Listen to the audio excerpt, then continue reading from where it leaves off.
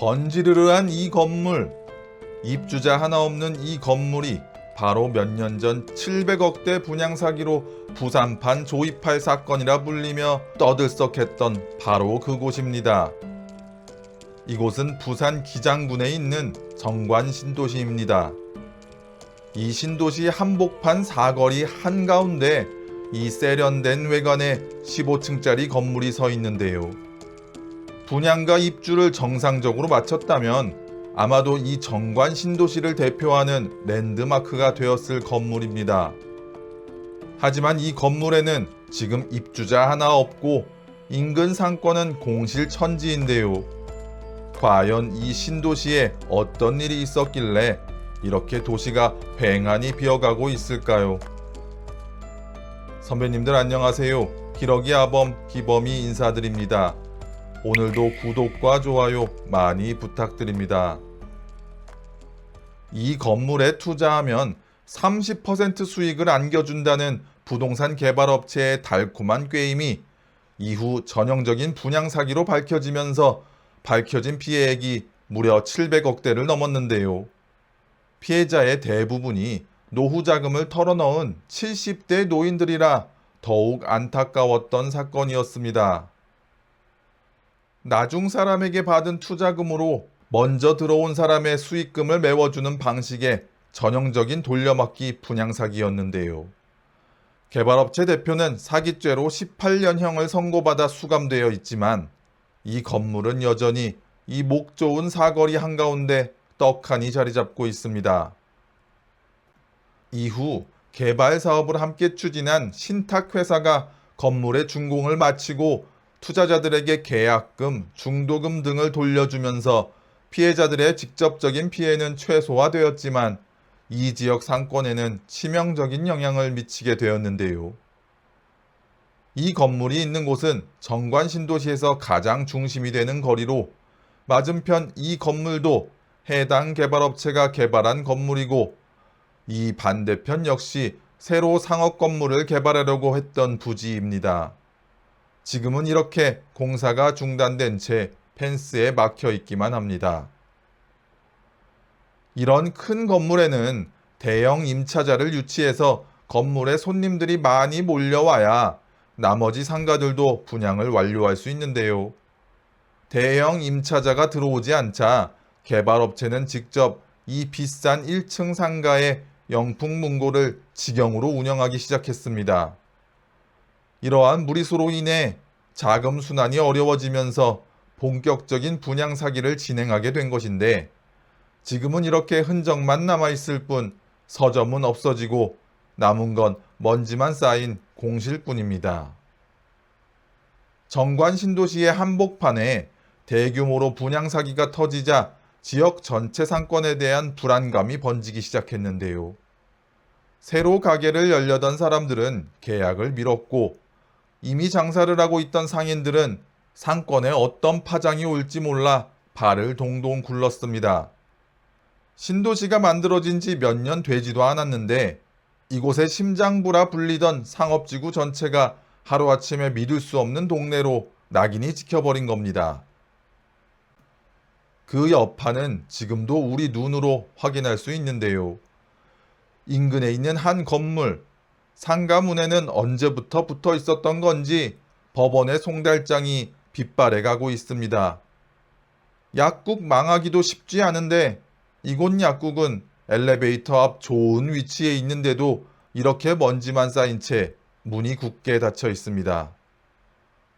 공원이 있어 사람들의 왕래가 비교적 많은 곳인데도 이 앞 건물은 각 층이 통째로 비워져 있습니다. 여기는 한 층 전체가 노래방이었던 곳인데 이렇게 인테리어가 철거된 채 다음 임차인을 기약 없이 기다리고 있습니다. 2019년 8월에 폐업을 알리는 PC방의 폐업 안내문도 벌써 7년이 넘도록 햇빛을 보지 못하고 어두운 상가 벽면에 매달려 있습니다. 한때 젊은 손님들로 가득 찼던 유명 프랜차이즈인데요. 이렇게 비워진 채 먼지만 쌓여가고 있습니다. 이날은 마주오는 사람 하나 마주치기가 참 어려웠는데요. 뜨거운 한여름 더위 탓일 수도 있겠죠. 하지만 이렇게 시원한 무인 인형 뽑기 방도 이렇게 텅 비어 있습니다. 인형 뽑기 방은 사실 시설 비용과 유지비가 비교적 낮아서 진입이 쉬운 업종 중에 하나인데요. 이곳 뽑기 방은 그마저도 사정이 어려웠는지 가게 문을 이렇게 닫아버렸습니다. 임대 안내문이 붙은 2층 상가 아래로 부동산 역시 공실인 이 모습, 정관 신도시 상권의 몰락을 새삼스레 느낄 수 있는 현실입니다. 상가 벽에 붙은 광고 필름지가 빛이 바래다 못해 갈라지고 벗겨진 걸 보니 이 점포들도 사라진 지 오래이지 않을까 생각되는데요. 공실 점포에도 우편물은 계속 오는지 우편함에는 찾아가지 않고 쌓인 우편물들이 가득한 모습입니다. 어느 주인 없는 점포에는 우편 등기 도착 안내서가 주인에게 전달되지 못하고 여러 개 붙어 있는 상황입니다. 정관 신도시 상권이 기대감만큼 성장하지 못한 첫 번째 원인은 인구 유입 속도보다 빠른 상업시설의 침투입니다. 오늘 바라본 사례처럼 대형 상업시설들이 동시에 경쟁적으로 들어서면서 상권이 분산된 탓에 침체가 시작됐습니다. 두 번째 원인은 부산 도심과의 거리인데요.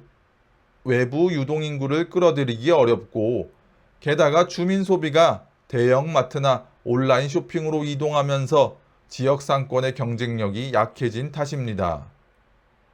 세 번째 원인은 코로나19로 소비가 위축되면서 투자금 회수가 어려워진 시행사와 이로 인한 개발 사업의 부실 문제였습니다. 이러한 원인들의 복합적인 작용과 더불어 대규모의 분양 사기가 겹치면서 정관 신도시 상권은 무너지기 시작한 것입니다. 그렇다면 왜 이 분양 사기 사건이 건물 한두 채로 끝나지 않고 지역 상권 전체에 영향을 미쳤을까요? 첫째, 특정 개발업체 하나가 이 신도시의 가장 목 좋은 사거리 앞 요지를 동시에 쥐고 있었습니다. 그러니 이 회사 하나가 흔들리면 곧바로 중심 상권 전체가 흔들릴 수밖에 없는 구조였던 것이지요. 두 번째, 30%라는 상식적으로 말이 안 되는 높은 수익을 약속하면서 은퇴를 앞둔 중장년, 노년층 투자자들을 대거 끌어모았다는 점인데요. 그로 인해 막대한 노후 자금이 지역 내 다른 투자 수요로 분산될 수 없었던 것이었습니다. 셋째, 신도시 특유의 비싼 임대료와 지나치게 많은 상가 물량이 이미 상권의 기초 체력을 갉아먹고 있던 상황이었는데요. 거기에 이 분양 사기 사건이 마지막 결정타를 날린 겁니다. 결국 정관 신도시의 몰락은 특정 개발업체의 욕심에서 시작했지만 그 피해는 성실하게 장사하던 지역 내 많은 상인들과 순진하게 믿고 투자했던 노년층 서민들에게 고스란히 돌아갔습니다. 정관 신도시는 상업시설이 전체 면적의 2.8%밖에 없는 매력적인 투자처로 평가받았던 곳입니다. 하지만 지금 이곳은 텅 빈 채 임대문이만 남아있는 점포들만 남아있습니다. 신도시는 분명 상가가 본격적으로 활성화되기까지 많은 시간이 걸리는 점을 고려해야 함에도 높은 수익률과 임대료 혜택을 보장한다는 달콤한 말을 고지곳대로 들어서는 안 되는 것이었겠죠. 유동인구도 없는 이 텅 빈 상권에서 비싼 월세와 이자를 감당하며 버틸 수 있는 임차인이 얼마나 있었을까요? 오늘 바라본 모습이 바로 신도시 개발이라는 화려한 겉모습 뒤에 숨겨진 씁쓸한 진실입니다. 노후를 준비하던 평범한 사람들의 믿음이 한순간에 어떻게 무너질 수 있는지, 그리고 그 여파가 지역 전체 상권에 어떤 영향을 주게 되는지 우리 모두가 꼭 기억해야 할 경고입니다. 오늘 영상은 여기까지입니다. 선배님들의 구독과 좋아요, 따뜻한 댓글 하나가 기러기아범 영상을 완성시킵니다.